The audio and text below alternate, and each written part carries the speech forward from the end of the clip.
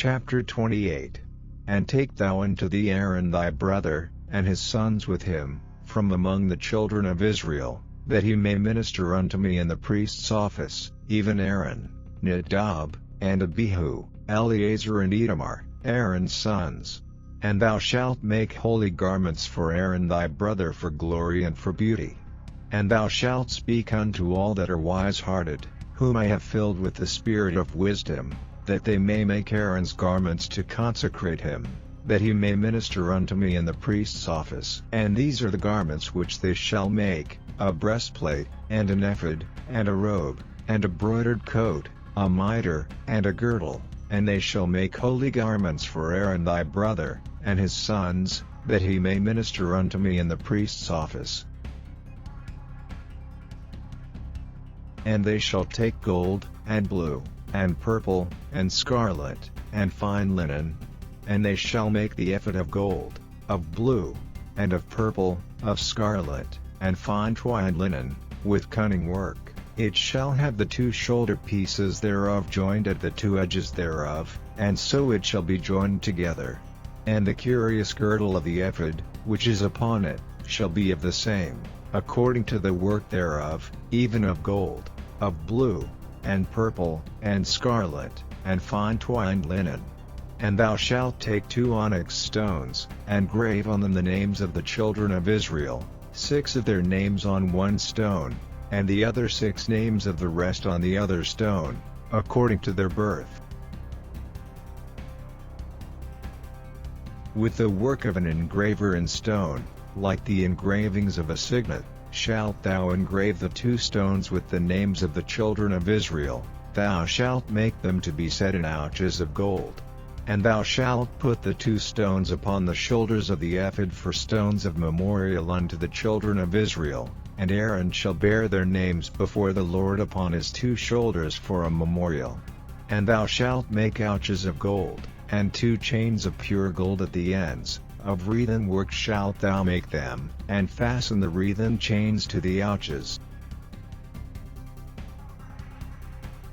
And thou shalt make the breastplate of judgment with cunning work. After the work of the ephod thou shalt make it, of gold, of blue, and of purple, and of scarlet, and of fine twined linen, shalt thou make it.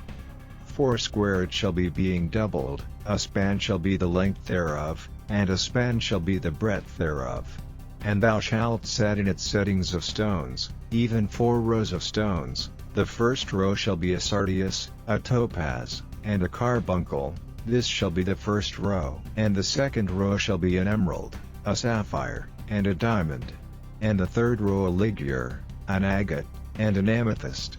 And the fourth row a beryl, and an onyx, and a jasper. They shall be set in gold in their enclosings. And the stones shall be with the names of the children of Israel, 12, according to their names, like the engravings of a signet, every one with his name shall they be according to the 12 tribes. And thou shalt make upon the breastplate chains at the ends of wreathen work of pure gold. And thou shalt make upon the breastplate 2 rings of gold, and shalt put the 2 rings on the 2 ends of the breastplate. And thou shalt put the 2 wreathen chains of gold in the 2 rings which are on the ends of the breastplate.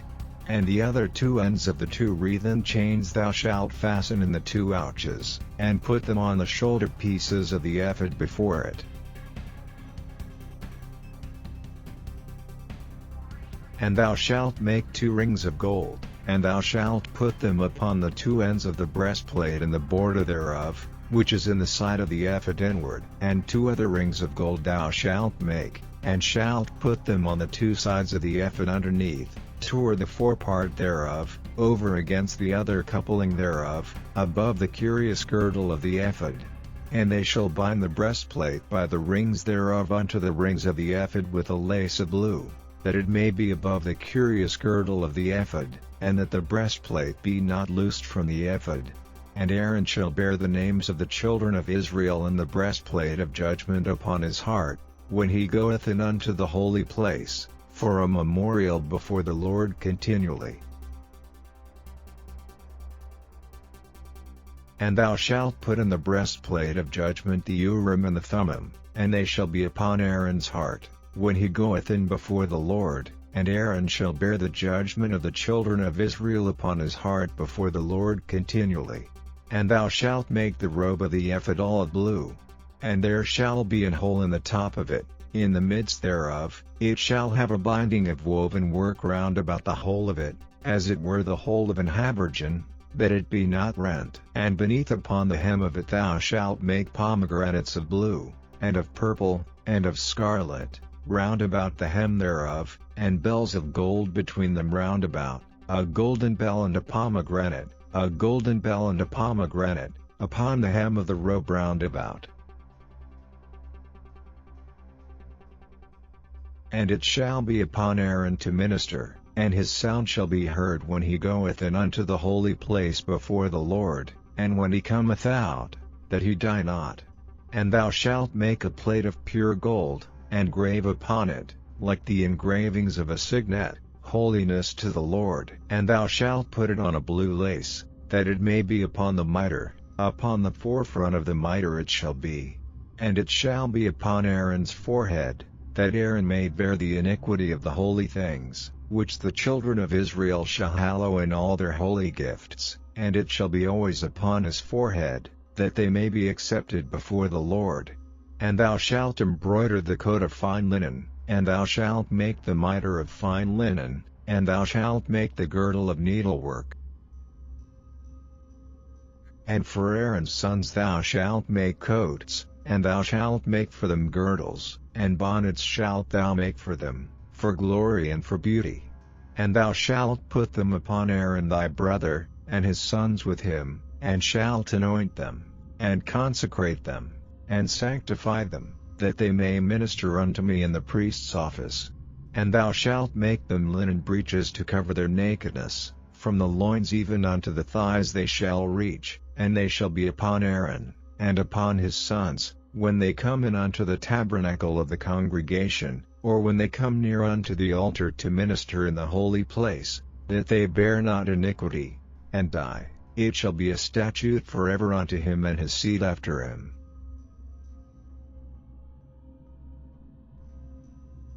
Chapter 29. And this is the thing that thou shalt do unto them to hallow them, to minister unto me in the priest's office. Take 1 young bullock, and 2 rams without blemish, and unleavened bread, and cakes unleavened tempered with oil, and wafers unleavened anointed with oil, of wheaten flour shalt thou make them. And thou shalt put them into 1 basket, and bring them in the basket, with the bullock and the 2 rams. And Aaron and his sons thou shalt bring unto the door of the tabernacle of the congregation, and shalt wash them with water. And thou shalt take the garments, and put upon Aaron the coat, and the robe of the ephod, and the breastplate, and gird him with the curious girdle of the ephod, and thou shalt put the mitre upon his head, and put the holy crown upon the mitre. Then shalt thou take the anointing oil, and pour it upon his head, and anoint him. And thou shalt bring his sons, and put coats upon them, and thou shalt gird them with girdles, Aaron and his sons, and put the bonnets on them, and the priest's office shall be theirs for a perpetual statute, and thou shalt consecrate Aaron and his sons. And thou shalt cause a bullock to be brought before the tabernacle of the congregation, and Aaron and his sons shall put their hands upon the head of the bullock. And thou shalt kill the bullock before the Lord, by the door of the tabernacle of the congregation. And thou shalt take of the blood of the bullock, and put it upon the horns of the altar with thy finger, and pour all the blood beside the bottom of the altar. And thou shalt take all the fat that covereth the inwards, and the caul that is above the liver, and the 2 kidneys, and the fat that is upon them, and burn them upon the altar. But the flesh of the bullock, and his skin, and his dung, shalt thou burn with fire without the camp. It is a sin offering. Thou shalt also take 1 ram, and Aaron and his sons shall put their hands upon the head of the ram.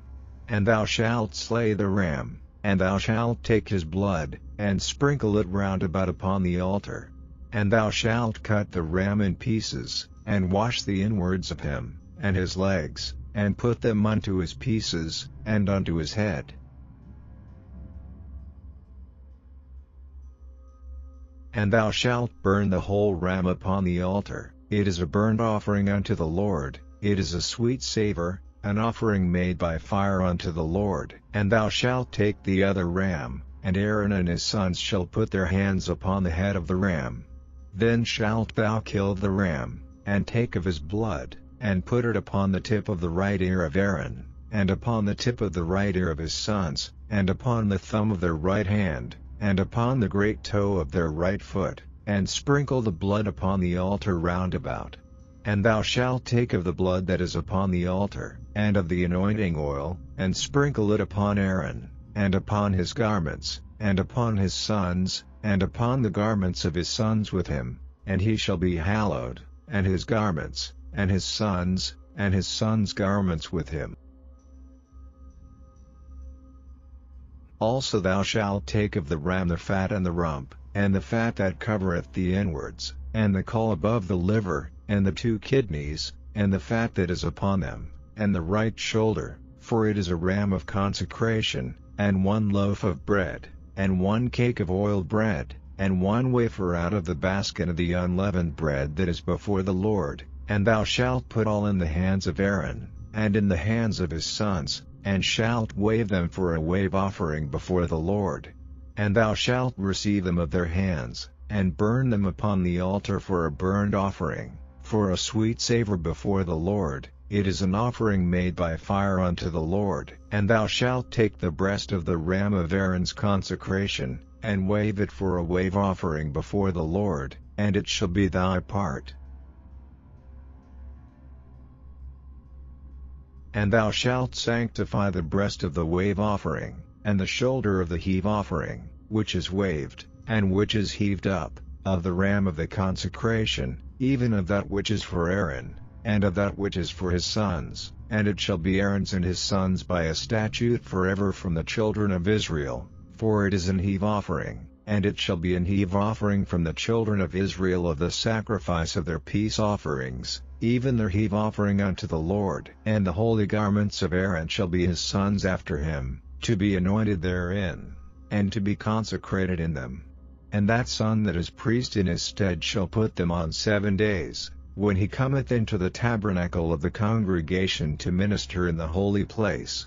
And thou shalt take the ram of the consecration, and seethe his flesh in the holy place. And Aaron and his sons shall eat the flesh of the ram, and the bread that is in the basket, by the door of the tabernacle of the congregation. And they shall eat those things wherewith the atonement was made, to consecrate and to sanctify them. But a stranger shall not eat thereof, because they are holy. And if aught of the flesh of the consecrations, or of the bread, remain unto the morning, then thou shalt burn the remainder with fire, it shall not be eaten, because it is holy.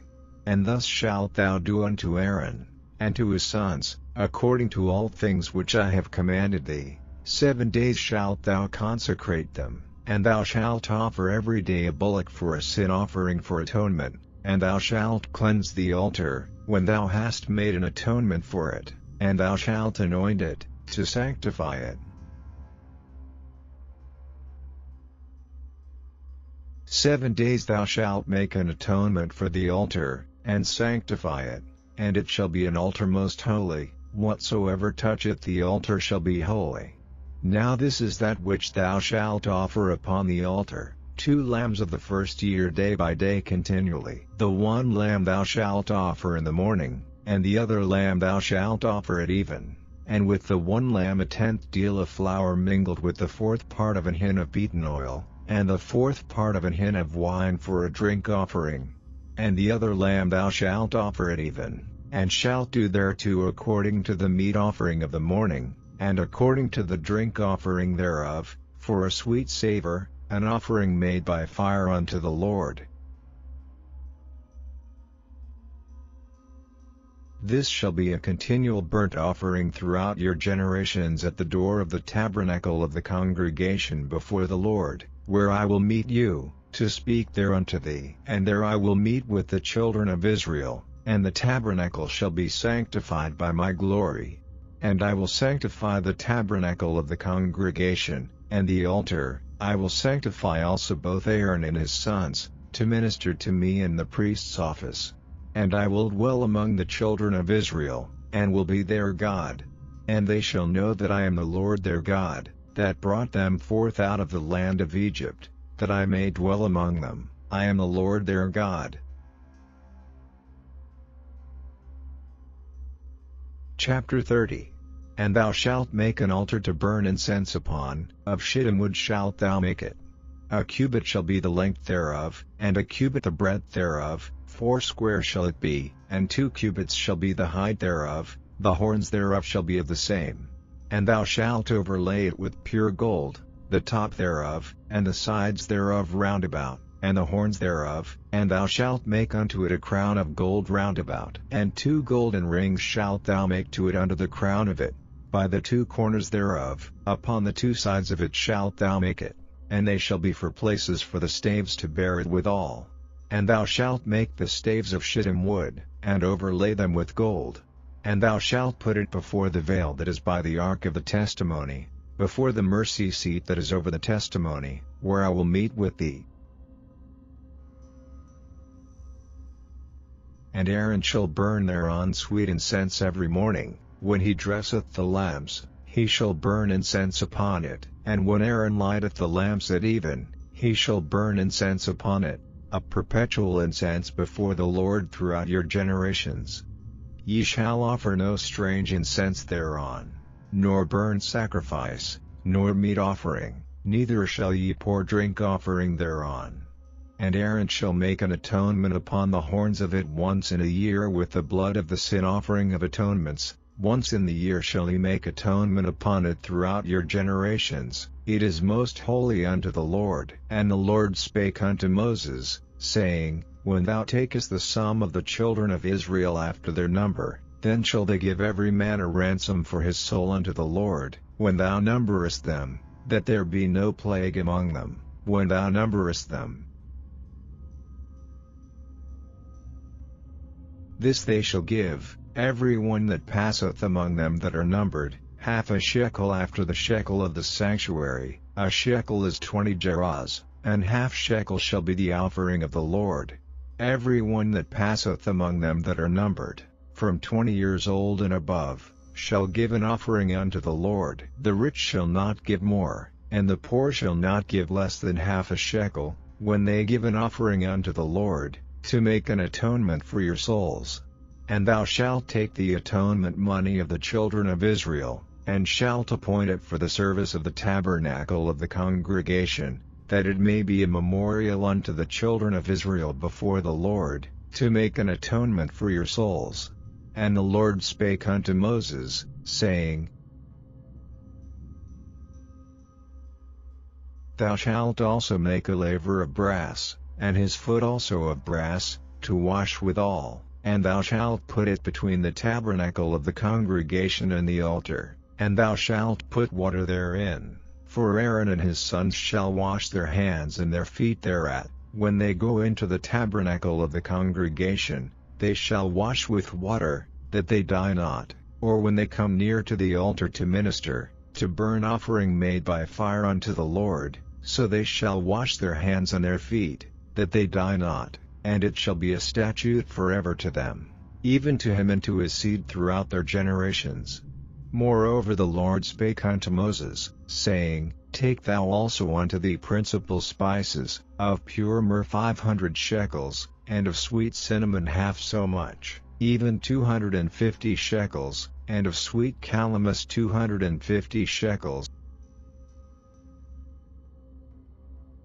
and of cassia 500 shekels, after the shekel of the sanctuary, and of oil olive and hin. And thou shalt make it an oil of holy ointment, an ointment compound after the art of the apothecary. It shall be an holy anointing oil. And thou shalt anoint the tabernacle of the congregation therewith, and the ark of the testimony, and the table and all his vessels, and the candlestick and his vessels, and the altar of incense, and the altar of burnt offering with all his vessels, and the laver in his foot. And thou shalt sanctify them, that they may be most holy, whatsoever toucheth them shall be holy.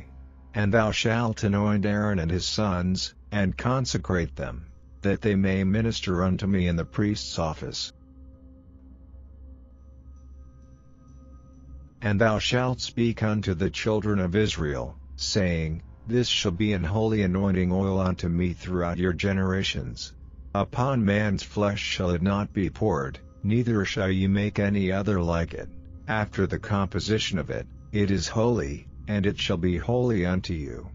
Whosoever compoundeth any like it, or whosoever putteth any of it upon a stranger, shall even be cut off from his people. And the Lord said unto Moses, Take unto thee sweet spices, stacte, and onycha, and galbanum, these sweet spices with pure frankincense, of each shall there be a like weight. And thou shalt make it a perfume, a confection after the art of the apothecary, tempered together, pure and holy, and thou shalt beat some of it very small, and put of it before the testimony in the tabernacle of the congregation, where I will meet with thee, it shall be unto you most holy. And as for the perfume which thou shalt make, ye shall not make to yourselves according to the composition thereof, it shall be unto thee holy for the Lord. Whosoever shall make like unto that, to smell thereto, shall even be cut off from his people.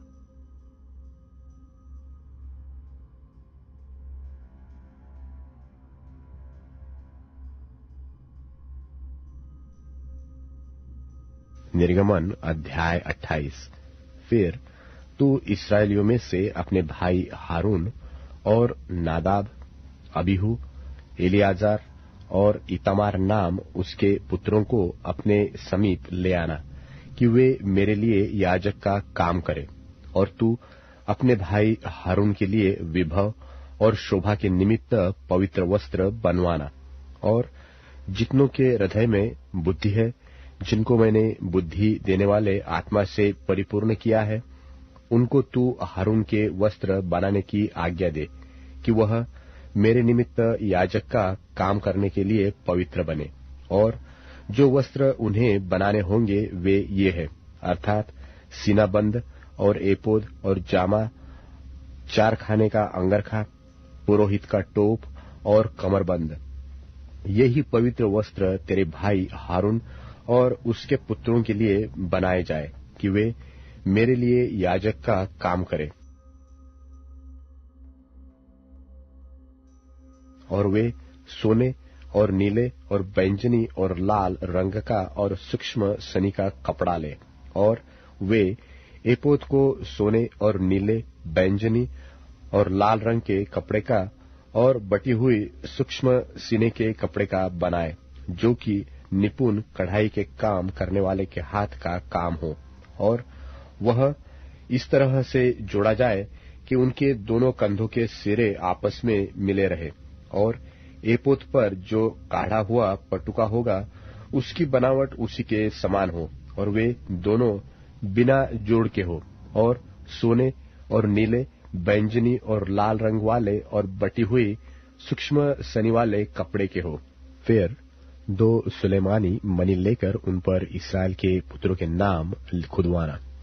उनके नामों में से 6 तो एक मणि पर और शेष 6 नाम दूसरे मणि पर, इस्राएल के पुत्रों की उत्पत्ति के अनुसार खुदवाना।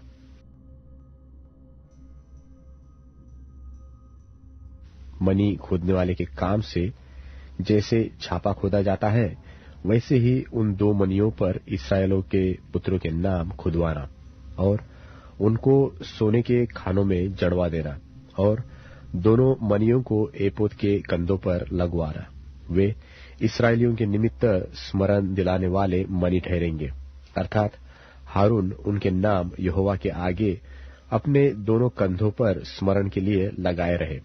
फिर सोने के खाने बनवाना, और डोरियों की नाई गुंथे हुए 2 जंजीर चोखे सोने के बनवाना, और गुंथे हुए जंजीरों को उन खानों में जड़वाना। फिर न्याय की चपरास को भी कढ़ाई के काम का बनवाना। एपोद की नाई सोने और नीले, बैंगनी और लाल रंग के और बटी हुई सूक्ष्म सनी के कपड़े की उसे बनवाना। वह चौकोर और दोहरी हो और उसकी लंबाई और चौड़ाई एक बित्ते की हो और उसमें 4 पांति मणि जड़ाना। पहली पांति में तो माणिक्य, पद्मराग और लाडली हो। दूसरी पांति में मरकत, नीलमणि और हीरा। तीसरी पांति में लशम, सूर्यकांत और नीलम। और चौथी पांति में फिरोजा, सुलेमानी, मणि और यशब हो। ये सब सोने के खानों में जड़े जाए। और इस्राएल के पुत्रों के जितने नाम है उतने मणि हो, अर्थात उनके नामों की गिनती के अनुसार 12 नाम खुदे। 12 गोत्रों में से एक एक का नाम एक एक मणि पर ऐसे खुदे जैसे छापा खोदा जाता है। फिर चपरास पर डोरियों की नाई गुंथे हुए चोखे सोने की जंजीर लगवाना और चपरास में सोने की 2 कड़ियां लगवाना और दोनों कड़ियों को चपरास के दोनों सिरों पर लगवाना और सोने के दोनों गुत्थे जंजीरों को उन दोनों कड़ियों में जो चपरास के सिरों पर होंगी लगवाना और गुथे हुए दोनों जंजीरों के दोनों बाकी सिरों को दोनों खानों में जड़वा के एपोद के दोनों कंधों के बंधनों पर उनके सामने लगवाना। फिर सोने की 2 और कड़ियां बनवाकर चपरास के दोनों सिरों पर उसकी उस कोर पर जो एपोद की भीतर की ओर होगी लगवाना। फिर उनके सिवाय सोने की 2 और कड़ियां बनवाकर एपोद के दोनों कंधों के बंधनों पर नीचे से उसके सामने और उसके जोड़ के पास एपोद के काढ़े हुए पटुकों के ऊपर लगवाना और चपरास अपनी कड़ियों के द्वारा एपोद की कड़ियों में नीले फीते से बांधी जाए। इस रीति वह एपोद के काढ़े हुए पटुके पर बनी रहे और चपरास एपोद पर से अलग न होने पाए। और जब जब हारून पवित्र स्थान में प्रवेश करे तब तब वह न्याय की चपरास पर अपने हृदय के ऊपर इस्राएलियों के नाम को लगाए रहे, जिससे यहोवा के सामने उनका स्मरण नित्य रहे। और तू न्याय की चपरास में उरीम और तुमीम को रखना और जब जब हारून यहोवा के सामने प्रवेश करे तब तब वे उसके हृदय के ऊपर हो। इस प्रकार हारून इस्राएलियों के न्याय पदार्थ को अपने हृदय के ऊपर यहोवा के सामने नित्य लगाए रहे। फिर एपोद के बागे को संपूर्ण नीले रंग का बनवाना और उसकी बनावट ऐसी हो कि उसके बीच में सिर डालने के लिए छेद हो और उस छेद की चारों ओर बख्तर के छेद की सी एक बुनी हुई कोर हो कि वह फटने न पाए। और उसके नीचे वाले घेरे में चारों ओर नीले, बैंगनी और लाल रंग के कपड़े के अनार बनवाना और उनके बीच बीच चारों ओर सोने की घंटियां लगवाना, अर्थात एक सोने की घंटी और एक अनार, फिर एक सोने की घंटी और एक अनार। इसी रीति बागे के नीचे वाले घेरे में चारों ओर ऐसा ही हो। और हारून उस बागे को सेवा टहल करने के समय पहना करे कि जब जब वह पवित्र स्थान के भीतर यहोवा के सामने जाए वह बाहर निकले तब तब उसका शब्द सुनाई दे, नहीं तो वह मर जाएगा। फिर चोखे सोने का एक टीका बनवाना और जैसे छापे में वैसे ही उसमें ये अक्षर खोदे जाए, अर्थात यहोवा के लिए पवित्र, और उसे नीले फीते से बांधना और वह पगड़ी के सामने के हिस्से पर रहे और वह हारून के माथे पर रहे, इसलिए कि इस्राएली जो कुछ पवित्र ठहराए अर्थात अपनी पवित्र वस्तुएं भेंट में चढ़ावे, उन पवित्र वस्तुओं का दोष हारून उठाए रहे और वह नित्य उसके माथे पर रहे, जिससे यहोवा उनसे प्रसन्न रहे। और अंगरखे को सूक्ष्म सनी के कपड़े का 4 खाना बुनवाना और एक पगड़ी भी सूक्ष्म सनी के कपड़े की बनवाना और कारचो भी काम किया हुआ एक कमरबंद भी बनवाना। फिर हारून के पुत्रों के लिए भी अंगरखे और कमरबंद और टोपियां बनवाना। ये वस्त्र भी विभव और शोभा के लिए बने। अपने भाई हारून और उसके पुत्रों के ये ही सब वस्त्र पहनाकर उनका अभिषेक और संस्कार करना और उन्हें पवित्र करना कि वे मेरे लिए याजक का काम करें, और उनके लिए सनी के कपड़े की जांघियां बनवाना जिनसे उनका तन ढपा रहे, वे कमर से जांघ तक की हो। और जब जब हारून व उसके पुत्र मिलाप वाले तंबू में प्रवेश करें व पवित्र स्थान में सेवा टहल करने को वेदी के पास जाए, तब तब वे उन जांघियों को पहने रहे, न हो कि वे पापी ठहरे और मर जाए। यह हारून के लिए और उसके बाद उसके वंश के लिए भी सदा की विधि ठहरे। निर्गमन अध्याय 29। और फिर उन्हें पवित्र करने को जो काम तुझे उनसे करना है कि वे मेरे लिए याजक का काम करे, वह यह है: एक निर्दोष बछड़ा और 2 निर्दोष मेढ़े लेना, और अखमीरी रोटी और तेल से सने हुए मैदे के अखमीरी फुलके और तेल से चुपड़ी हुई अखमीरी पपड़ियां भी लेना। ये सब गेहूं के मैदे के बनाना। इनको एक टोकरी में रखकर उस टोकरी को उस बछड़े और उन दोनों मेंढों समेत समीप ले आना। फिर हारून और उसके पुत्रों को मिलाप वाले तंबू के द्वार के समीप ले आकर जल से नहलाना। तब उन वस्त्रों को लेकर हारून को अंगरखा और एपोद का बागा पहनाना, और एपोद और चपरास बांधना, और एपोद का काढ़ा हुआ पटुका भी बांधना, और उसके सिर पर पगड़ी को रखना, और पगड़ी पर पवित्र मुकुट को रखना। तब अभिषेक का तेल ले उसके सिर पर डालना, उसका अभिषेक करना। फिर उनके पुत्रों को समीप ले आकर उनको अंगरखे पहनाना, और उनके अर्थात हारून और उसके पुत्रों के कमर बांधना, और उनके सिर पर टोपियां रखना, जिससे याजक के पद पर सदा उनका हक रहे। इसी प्रकार हारून और उसके पुत्रों का संस्कार करना, और बछड़े को मिलाप वाले तंबू के सामने समीप ले आना, और हारून और उसके पुत्र बछड़े के सिर पर अपने अपने हाथ रखे। तब उस बछड़े को यहोवा के सन्मुख मिलाप वाले तंबू के द्वार पर बलिदान करना, और बछड़े के लोहू में से कुछ लेकर अपनी उंगली से वेदी के सिंगों पर लगाना, और शेष सब लोहू को वेदी के पाए पर उंडेल देना।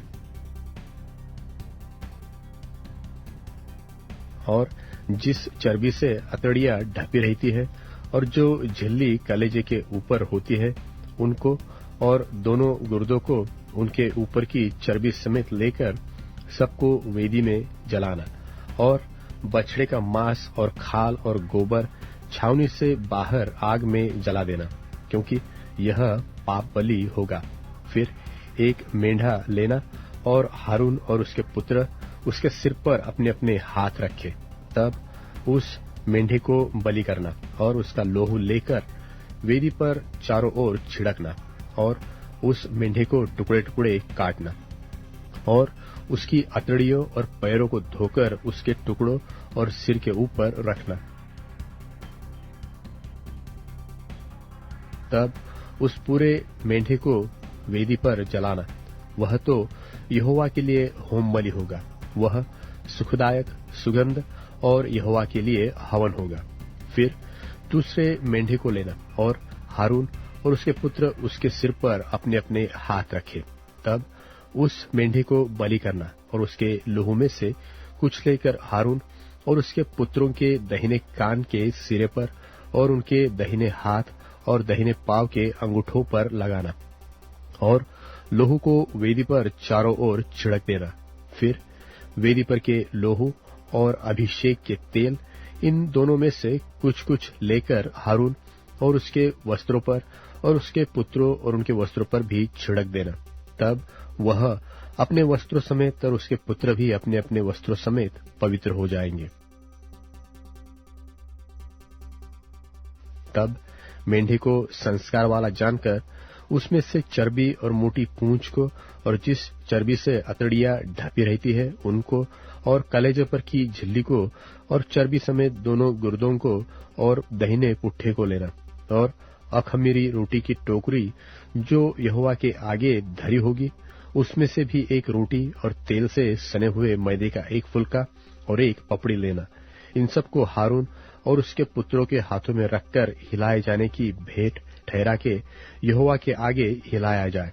तब उन वस्तुओं को उनके हाथों से लेकर होम बलि की वेदी पर जला देना, जिससे वह यहोवा के सामने सुखदायक सुगंध ठहरे। वह तो यहोवा के लिए हवन होगा। फिर हारून के संस्कार का जो मेंढा होगा उसकी छाती को लेकर हिलाए जाने की भेंट के लिए यहोवा के आगे हिलाना, और वह तेरा भाग ठहरेगा। और हारून और उसके पुत्रों के संस्कार का जो मेंढा होगा उसमें से हिलाए जाने वाली की भेंट वाली छाती जो हिलाई जाएगी और उठाए जाने का भेंट वाला पुट्ठा जो उठाया जाएगा, इन दोनों को पवित्र ठहराना। और ये सदा की विधि की रीति पर इस्राएलियों की ओर से उसका और उसके पुत्रों का भाग ठहरे, क्योंकि ये उठाए जाने की भेंट ठहरेंगी। और यह इस्राएलियों की ओर से उनके मेल बलियों में से यहोवा के लिए उठाए जाने की भी भेंट होंगी। और हारून के जो पवित्र वस्त्र होंगे वह उसके बाद उसके बेटे पोते आदि को मिलते रहे, जिससे उन्हीं को पहने हुए उनका अभिषेक और संस्कार किया जाए। उसके पुत्रों में से जो उसके स्थान पर याजक होगा, वह जब पवित्र स्थान में सेवा टहल करने को मिलाप वाले तंबू में पहले आए, तब उन वस्त्रों को 7 दिन तक पहने रहे। फिर याजक के संस्कार का जो मेंढा होगा उसे लेकर उसका मांस किसी पवित्र स्थान में पकाना। तब हारून अपने पुत्रों समेत उस मेंढे का मांस और टोकरी की रोटी दोनों को मिलाप वाले तंबू के द्वार पर खाए, और जिन पदार्थों से उनका संस्कार और उन्हें पवित्र करने के लिए प्रायश्चित्त किया जाएगा उनको तो वे खाए, परंतु पराये कुल का कोई उन्हें न खाए, क्योंकि वे पवित्र होंगे। और यदि संस्कार वाले मांस व रोटी में से कुछ बिहान तक बचा रहे तो उससे बचे हुए को आग में जलाना, वह खाया न जाए, क्योंकि वह पवित्र होगा। और मैंने तुझे जो जो आज्ञा दी है उन सबों के अनुसार तू हारून और उसके पुत्रों से करना, और 7 दिन तक उनका संस्कार करते रहना। अर्थात पाप बलि का एक बछड़ा प्रायश्चित्त के लिए प्रतिदिन चढ़ाना, और वेदी को भी प्रायश्चित्त करने के समय शुद्ध करना, और उसे पवित्र करने के लिए उसका अभिषेक करना। 7 दिन तक वेदी के लिए प्रायश्चित्त करके उसे पवित्र करना, और वेदी परम पवित्र ठहरेगी, और जो कुछ उससे छू जाएगा वह भी पवित्र हो जाएगा।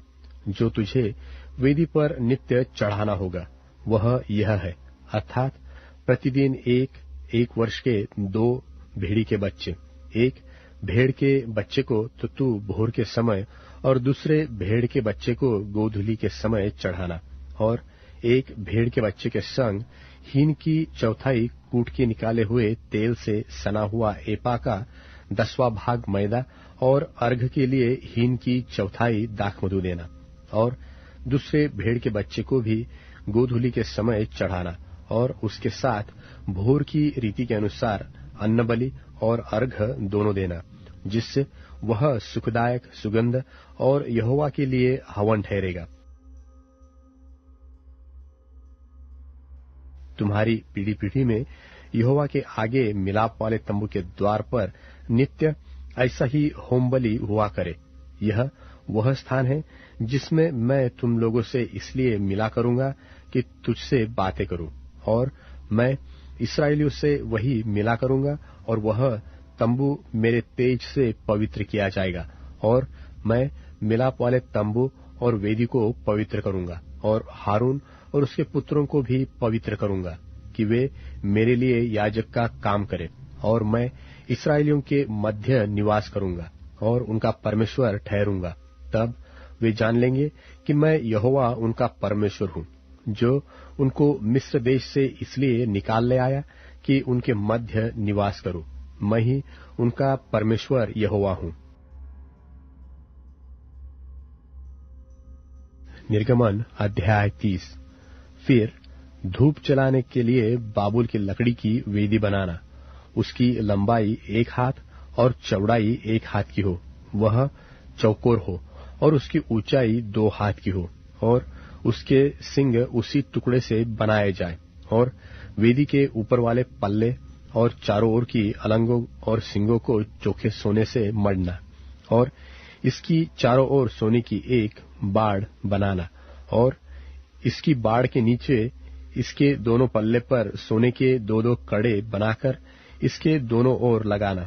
वे इसके उठाने के डंडों के खानों का काम देंगे, और डंडों को बबूल की लकड़ी के बनाकर उनको सोने से मढ़ना, और तू उसको उस पर्दे के आगे रखना जो साक्षीपत्र के संदूक के सामने है, अर्थात प्रायश्चित्त वाले ढकने के आगे जो साक्षीपत्र के ऊपर है, वही मैं तुझसे मिला करूंगा। और उसी वेदी पर हारून सुगंधित धूप जलाया करे। प्रतिदिन भोर को जब दीपक को ठीक करे तब वह धूप को जलाए। तब गोधूली के समय जब हारून दीपकों को जलाए तब धूप जलाया करे।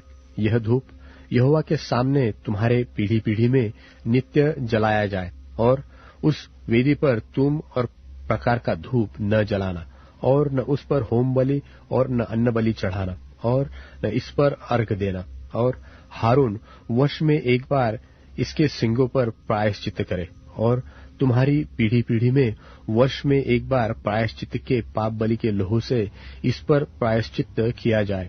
यह यहोवा के लिए परम पवित्र है।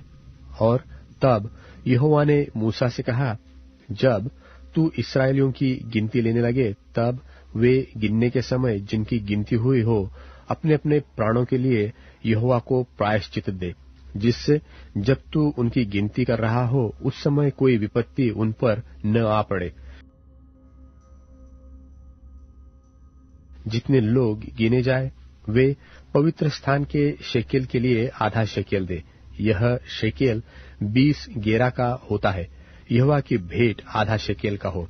20 वर्ष के व उससे अधिक अवस्था के जितने गिने जाए उनमें से एक एक जन यहोवा की भेंट दे। जब तुम्हारे प्राणों के प्रायश्चित्त के निमित्त यहोवा की भेंट दी जाए तब न तो धनी लोग आधे शेकेल से अधिक दे और न कंगाल लोग उससे कम दे। और तू इस्राएलियों से प्रायश्चित्त का रुपया लेकर मिलाप वाले तंबू के काम में लाना, जिससे वह यहोवा के सन्मुख इस्राएलियों के स्मरणार्थ चिन्ह ठहरे और उनके प्राणों का प्रायश्चित्त भी हो। और यहोवा ने मूसा से कहा,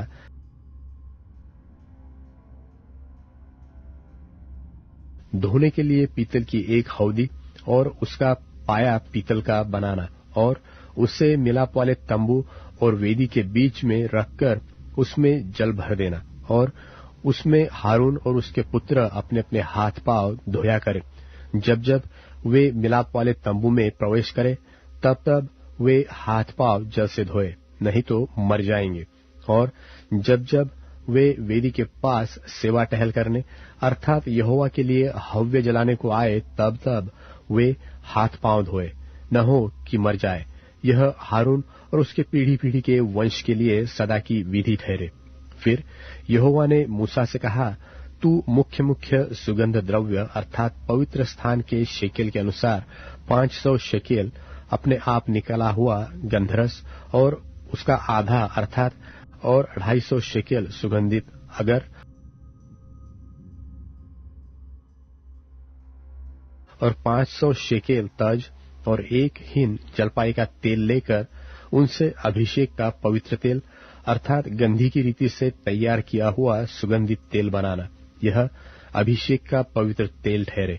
और उससे मिलाप वाले तंबू का और साक्षी पत्र के संदूक का और सारे सामान समेत मेज का और सामान समेत दिवट का और धूप वेदी का और सारे सामान समेत होम वेदी का और पाए समेत हौदी का अभिषेक करना और उनको पवित्र करना, जिससे वे परम पवित्र ठहरे, और जो कुछ उनसे छू जाएगा वह पवित्र हो जाएगा।